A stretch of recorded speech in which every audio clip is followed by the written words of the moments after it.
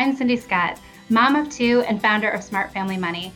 I started on my journey to financial freedom when I became a stay-at-home mom and worked on getting my family out of debt. Now I share my 12 years of experience as manager of my family's money, and I help other families gain control of their finances and enjoy life along the way.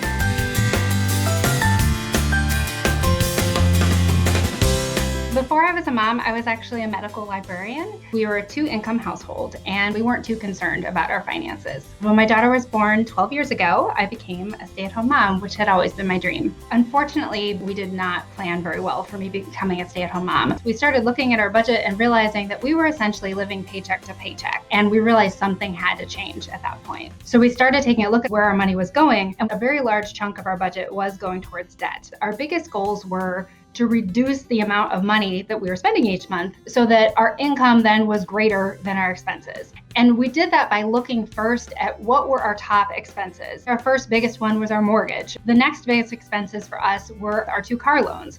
And we realized we could do something about that.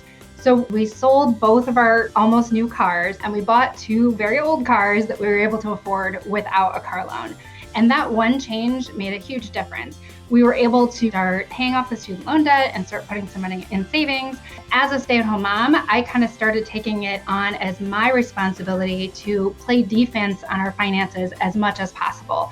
I tried to figure out ways that we could slow our spending so that we could focus on spending the money on the things that did matter to us. It was not a quick process to get fully out of debt, but we weren't really sacrificing the things that were important to us.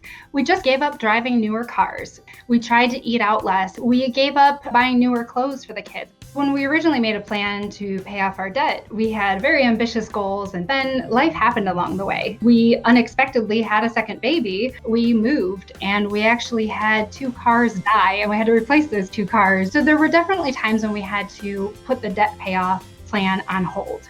But we always knew that was our goal.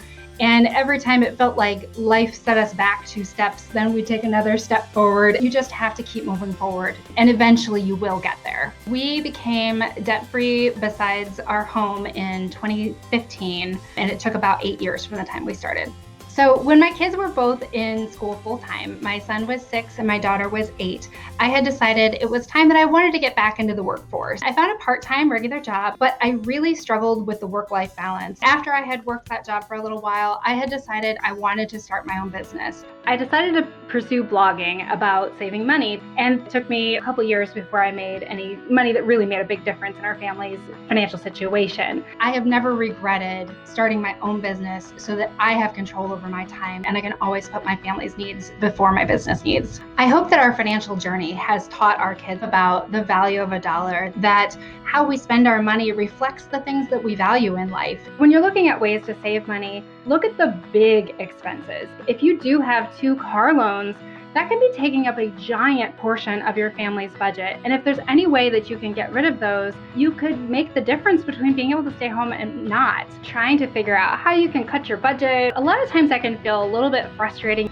but one of the strategies that I found really works well is to take a moment and talk about what are your big dreams. When you sit down and you write down those big dreams, it can give you incredible motivation to make those changes in your life that you need to make.